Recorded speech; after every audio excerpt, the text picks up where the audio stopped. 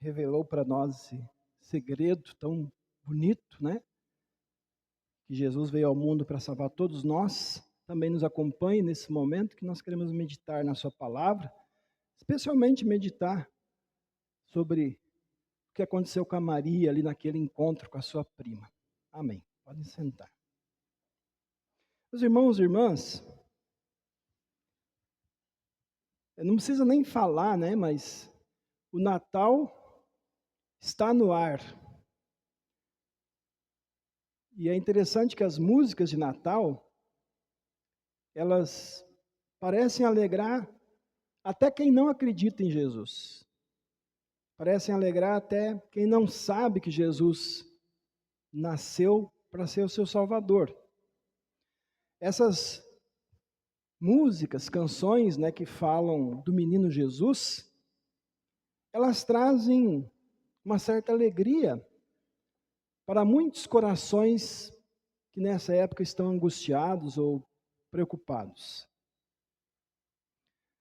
A Bíblia, especialmente aqui o evangelista Lucas, pelo que eu sei, ele nem conheceu Jesus pessoalmente. Ele se tornou cristão depois e ele fez uma pesquisa para escrever o livro de Lucas e de Atos, né, os dois livros que ele escreveu. Mas nas suas pesquisas, Lucas, especialmente aqui no livro né, no evangelho dele, ele coloca muitas músicas, muitas canções ou poesias. Por exemplo, o pai do João Batista, o Zacarias, ele canta de alegria quando ele fica sabendo que ele vai ser pai do João. E ele e a sua esposa eram bastante idosos, nunca tinham tido filhos. A Maria, ela canta de alegria saber que vai ser a mãe do Salvador. Os anjos, né? Os anjos cantam no céu anunciando o nascimento de Jesus lá para os pastores. Os pastores, depois de verem aqueles anjos cantando, saem louvando a Deus, cantando, para ir lá ver, né, Jesus lá na manjedoura. Depois, dois idosos, o Simeão e a Ana, cantam quando vem o menino Jesus lá no templo. E aí eles falam, agora eu vi Deus cumprir a sua promessa, né, de que o Salvador veio ao mundo. Aliás, a gente canta a canção do Simeão na nossa liturgia tradicional, né? Agora, Senhor, despede em paz o teu servo, e assim vai, né? Essa é a canção do Simeão, quando ele viu o menino Jesus. Hoje eu quero refletir com você sobre o cântico e a atitude de Maria.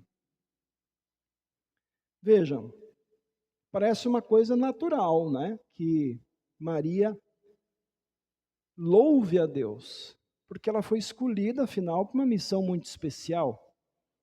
Quantas mulheres na história do povo de Deus queriam ter essa missão? Ser a mãe do Messias, a mãe do Salvador do mundo. Ela recebeu essa missão. Então, parece que é normal, né, a Maria louvar a Deus por isso. Mas eu quero que vocês me acompanhem aqui para a gente analisar bem a situação da Maria, para ver se isso é tão simples assim. Vejam, se a gente se colocasse no lugar da Maria, especialmente as mulheres, se você se colocasse no lugar da Maria, será que você estaria cantando realmente de alegria? Olha só, primeira coisa, ela não tinha como explicar sua gravidez para os seus pais, para sua família, muito menos para o seu noivo. Ela não tinha planejado essa gravidez, nem escolhido isso. Na verdade, essa gravidez deixou ela numa situação muito difícil, diante do noivo, diante da sua comunidade, porque ela estava grávida antes de casar. E o pai não era o José. E naquela época, se eles seguissem rigorosamente a lei, ela poderia até ser morta, condenada por adultério, morta a pedradas. Quando Maria ouviu o anúncio do anjo, né, ela logo disse assim: mas isso não é possível, porque eu ainda sou virgem. Eu nunca tive relação com nenhum homem. E ela até teria razão de questionar aquele anjo, né? Por que eu fui escolhida? Ela podia dizer: eu sou uma jovem tão simples, tão comum, eu não tenho nenhuma posição especial na minha sociedade, eu não sou de nenhuma família famosa, eu não tenho nada de especial. Por que Deus não escolhe alguém mais experiente? Quem sabe alguma mulher da família real para ser a mãe do Filho de Deus? Por que eu? Ela podia ter respondido assim. Outra coisa, Maria não era rica. Era um casal de poucas posses. Desculpe. Então, ela podia pensar assim: puxa, que tipo de vida, que tipo de lar eu vou dar para uma criança que depois vai ser o salvador do mundo? Como é que eu, pobre assim, vou criar o Filho de Deus? E tinha, né, a própria questão da gravidez. Ela podia dizer para as pessoas: eu fiquei grávida por um milagre. Mas imaginem, qualquer uma das mulheres aqui, das jovens, chegar para o seu pai, para sua mãe e falar: estou grávida do Espírito Santo. Provavelmente ia receber umas risadas, né? Como é que ela ia explicar essa história de um anjo que veio lá, falou assim: você está grávida e mais, você não está só grávida, você vai ser a mãe do Salvador. Será que a gente acreditaria se uma filha nossa viesse falar isso, uma irmã? Como ela ia cuidar dessa criança? Como é que ela ia orientar depois esse adolescente, esse jovem, para uma missão de salvar o mundo? Então vocês estão entendendo, né? Quer dizer, a missão que Maria estava recebendo era tudo menos simples, era tudo menos fácil. Não é à toa que na hora ela até ficou assim assustada, o texto diz, sem saber muito o que pensar. Mas olha só, num ato de fé, Maria se entregou às promessas de Deus. E a gente pode dizer que esse é um dos milagres do Natal. A Maria teve uma fé tão grande, a ponto de acreditar que ia acontecer com ela o que o anjo disse. Mesmo sendo uma coisa totalmente estranha, a resposta dela foi: eu sou uma serva de Deus, que aconteça comigo o que o Senhor acabou de me dizer. Que grande fé tinha essa moça. Aliás, meus irmãos, era uma moça mesmo. Naquela época, não passava geralmente dos 15 anos a idade de casar para as meninas. Provavelmente ela não tinha mais do que 15 anos. Veja a fé que ela teve. Ela foi a primeira a ouvir que Deus está com a gente, né? O Emanuel. Ela foi a primeira a acreditar. Lutero diz que no Natal aconteceram 3 milagres. Deus se tornou gente, se tornou um ser humano. Uma virgem ficou grávida. E o terceiro milagre, Lutero diz: Maria creu no Senhor. E para Lutero, o maior milagre foi esse. Maria creu na promessa de Deus e cantou de alegria. E aí tudo aconteceu como foi previsto. Aquela moça pobre, humilde, teve o seu filho lá em Belém, como a gente ouviu na leitura de Miqueias, né? Que ia nascer em Belém. Né? Deus providenciou para eles saírem lá de Nazaré, lá no norte, lá para o sul, e estar em Belém no momento exato em que Jesus ia nascer. Longe de casa, sem conforto, né? Nós vamos lembrar essa história, especialmente no Natal, né? E ela chamou esse filho de Jesus. Porque o anjo depois disse para José: você vai colocar o nome de Jesus, porque ele vai salvar o seu povo dos seus pecados.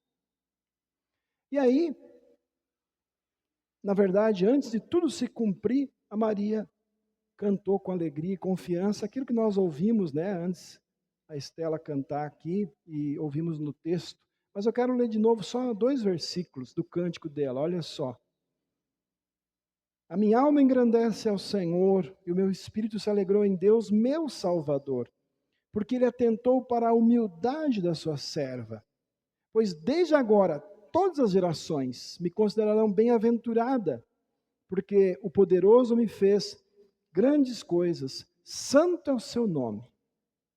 Então vejam, no meio de tantas dificuldades, incertezas, dificuldades e aparentes impossibilidades, né? Com talvez aquele monte de perguntas na cabeça, havia uma fé que levou Maria adiante. Por crer que através dela a vontade de Deus seria feita, Maria podia sim estar cheia de alegria. Bom, e aí? O que isso tem a ver com a gente aqui hoje? Será que isso tem a ver só com as mulheres que estão aqui? Será que isso tem a ver só com as mulheres do mundo inteiro que creem em Jesus? Não, isso tem a ver com todos. E aí eu pergunto, como é que a gente reage diante de situações inesperadas, estranhas, como aconteceu com a Maria? Veja, é muito fácil a gente colocar a nossa atenção no que não está bem na nossa vida, no que não está certo, nos nossos problemas, os problemas do mundo. Claro que a gente tem que cuidar disso também. Mas às vezes a gente se preocupa tanto com o que está errado, com as dificuldades, que aquela mensagem de que nasceu o Salvador pode ficar perdida no meio dos fracassos, no meio das tristezas da vida. A gente já não dá mais valor para essa mensagem. A gente pode estar, às vezes, tão preso no nosso próprio mundo, nas nossas dores, nos nossos conflitos. A gente, às vezes, está tão ligado no nosso trabalho, nos cuidados com a casa, com a família, ou quem sabe até em cuidados com festas e comemorações. Às vezes a gente está tão preso, às vezes, em problemas de consciência, ou conflitos com outras pessoas, que as boas novas de grande alegria parece que não são verdadeiras. Parece que não são para nós. E quem sabe, às vezes a gente até diz assim para Deus o que Maria disse no começo da conversa com o anjo.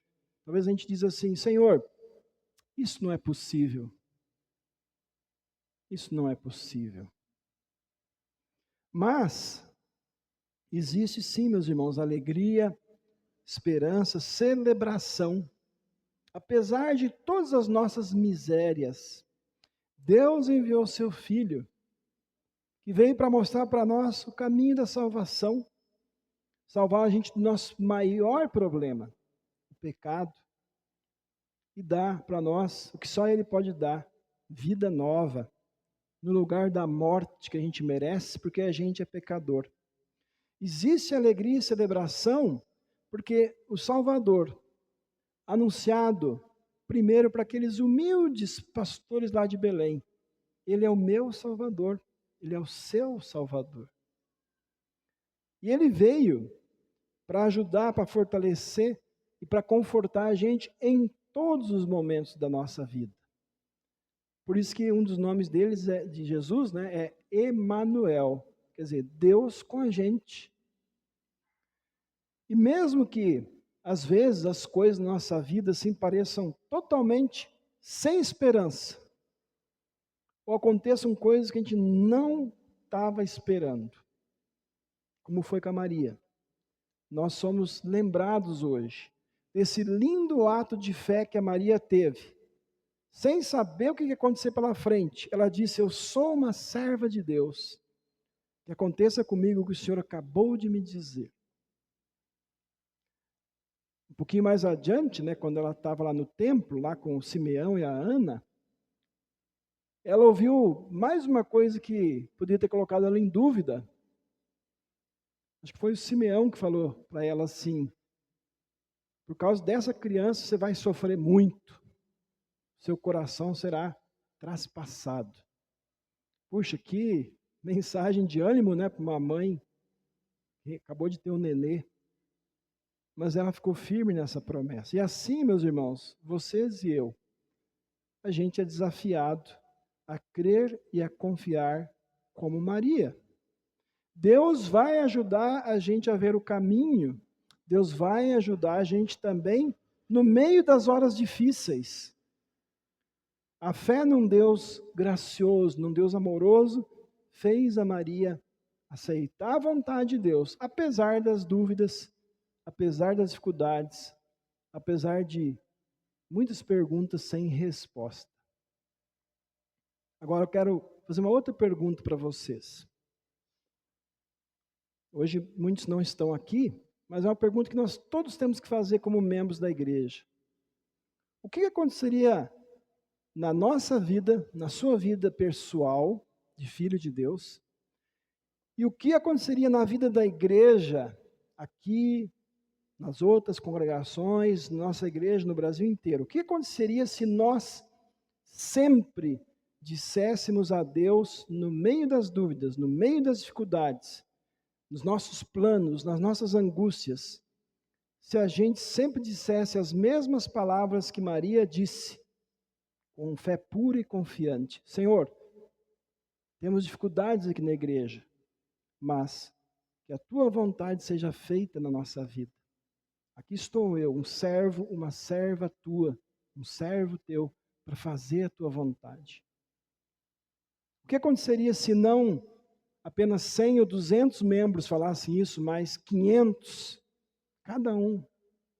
Se cada um de nós falasse: Senhor, estou aqui para fazer a tua vontade, como Jesus disse também no texto de hoje, né, de Hebreus. Meus irmãos, a vida de Maria como a mãe do Salvador teve momentos certamente de alegria.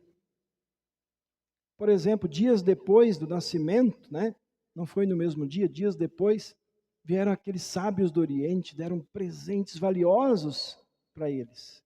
Que alegria! Mas pouco tempo depois já veio uma grande dor, dificuldade. Tiveram que sair correndo, fugir para o Egito, porque o rei Herodes queria matar esse menino. Ela teve depois momentos de dor, principalmente quando Jesus foi preso.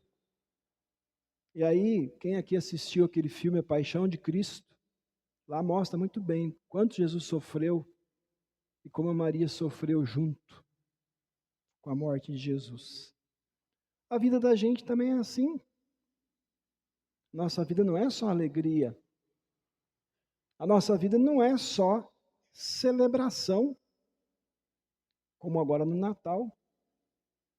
Nós temos irmãos que vão celebrar esse Natal no hospital ou em casa, porque estão em tratamento médico, por exemplo.